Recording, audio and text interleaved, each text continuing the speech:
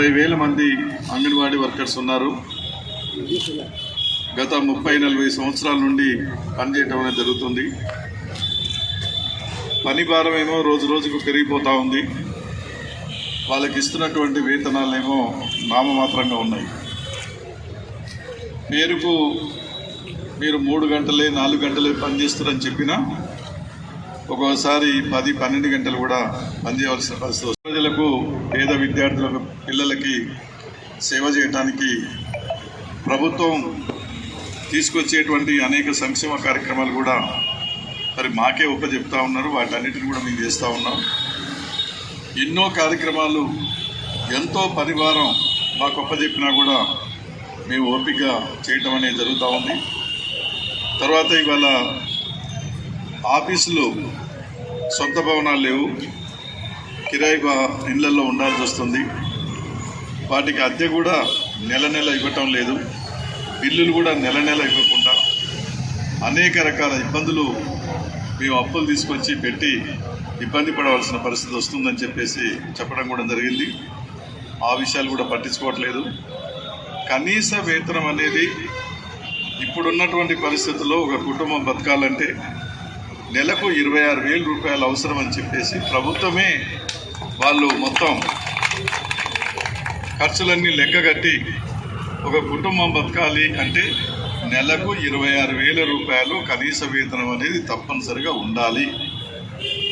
26,000 రూపాయలు కూడా నెలకు ఆదాయం లేకపోతే ఆ కుటుంబం బతకలేదు, పోషించడం సాధ్యం కాదు అని ప్రభుత్వమే నియమించినటువంటి వాళ్ళంతా కూడా ఈ ధరలని లెక్కలోకి తీసుకొని అట్లా నిర్ణయించారు. మరి ప్రభుత్వం నిర్ణయించిన జీవో ప్రకారంగా 26,000 రూపాయలు ఇవ్వకపోతే ఇంకెవరిస్తారు? ఇక మీరే నిర్ణయిస్తారు. మీరే ఇవ్వకుండా ఇలా వెట్టి చాకరీ చేయించుకోవటం అంటే ఇంతకంటే దారుణమైన విషయం ఇంకోటి లేదు. రెండోది, రిటైర్మెంట్ బెనిఫిట్స్ కూడా వీళ్ళకు రానటువంటి పరిస్థితి. ఈఎస్ఐ కానీ, పిఎఫ్ సౌకర్యం కానీ, చట్టపరమైనటువంటి సౌకర్యాలు కూడా ఏమీ కల్పించడం లేదు.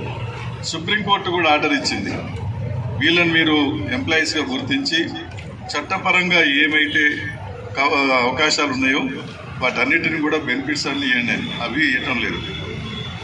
ఇవాళ కొన్ని రాష్ట్రాల్లో రాష్ట్ర ప్రభుత్వాలు మరి నిర్ణయం తీసుకొని జీతాలు పెంచడం జరిగింది, పెన్షన్లు ఇస్తూ ఉన్నారు. కేరళ, తమిళనాడు, తర్వాత కర్ణాటక, కొన్ని రాష్ట్రాల్లో చూస్తే అక్కడ కొన్ని సౌకర్యాలు, పెన్షన్ ఇస్తున్నారు, జీతం పెంచారు, ఇవన్నీ కూడా చేస్తూ ఉన్నారు. తర్వాత ఈ అంగన్వాడీ వర్కర్స్కు సంబంధించినటువంటి ఈ వేతనాలు కూడా కేంద్రం కొంత భరిస్తుంది, రాష్ట్రం కొంత భరిస్తుంది.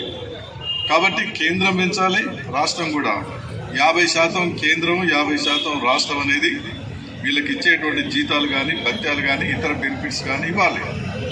మరి ఆ బాధ్యత కేంద్రం చేయటం లేదు, ఇటు రాష్ట్ర ప్రభుత్వాలు కూడా అదనంగా ఇవ్వడానికి ముందుకు రావటం లేదు. కేంద్రం ఇవ్వటం లేదని రాష్ట్రం, రాష్ట్రం ఇవ్వటం లేదని కేంద్రం వగల మీద వగలు చెప్పుకుంటూ కాలయాపన చేస్తూ వీళ్ళతో వెట్టి చేయించుకోవటం అనేది జరుగుతూ ఉంది. అందుకనే తప్పనిసరి పరిస్థితుల్లో ఎన్నోసార్లు ప్రభుత్వం దృష్టికి తీసుకెళ్ళినా కూడా ఈ సమస్యలు పరిష్కారం కావటం లేదనే ఉద్దేశంతో మరి తెలంగాణ వ్యాప్తంగా రాష్ట్రంలో ఉన్నటువంటి 70,000 మంది ఈ అంగన్వాడీ వర్కర్స్, ఎంప్లాయీస్ అంతా కూడా 3 రోజులుగా సమ్మె చేయాలని నిర్ణయించుకొని మరి సమ్మెలో అందరికందరూ 100% సమ్మెలో పాల్గొని విజయవంతంగా నడపడం అనేది జరుగుతుంది. దేశంలో కేసీఆర్ వైపు చూస్తూ ఉన్నారు. అయ్యా, దేశమంతా తెలంగాణ వైపు, తమరి వైపు చూడాలంటే మరి అన్ని విషయాల్లో కూడా ఆదర్శంగా ఉండవలసినటువంటి అవసరం ఉంది.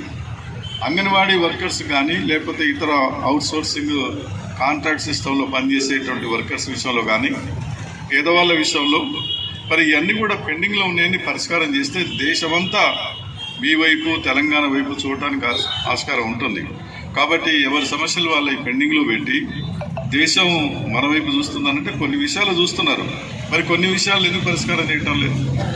వీళ్ళు తెలంగాణ ఉద్యమంలో పాల్గొన్న వాళ్ళు, మీతో పాటు సమ్మెలో సకల జనులు సమ్మెలో పాల్గొన్నారు, జీతాలు కట్ అయినా కూడా లెక్క చేయకుండా పాల్గొన్నారు, లాఠీ దెబ్బలు తిన్నారు, మీ ప్రభుత్వం తీసుకొచ్చే సంక్షేమ పథకాలన్నీ అమలు చేస్తూ ఉన్నారు, కష్టాలు నష్టాలు ఉన్నారు. మీరు అధికారంలోకి రావాలని కూడా ఓట్లేసి గెలిపించి మిమ్మల్ని అధికారంలోకి కూర్చోబెట్టారు. ఇన్ని చేసినా కూడా మళ్ళీ ఇంకా వీళ్ళ సమస్యలు పరిష్కారం చేయకపోవడం అనేది ఏమాత్రం సరైనది కాదు. ఇది ఎన్నికల సంవత్సరం. ముఖ్యమంత్రి గారికి ఈ సందర్భంగా విజ్ఞప్తి చేస్తున్నాం. అయ్యా, మీరు సానుకూలంగా స్పందించండి.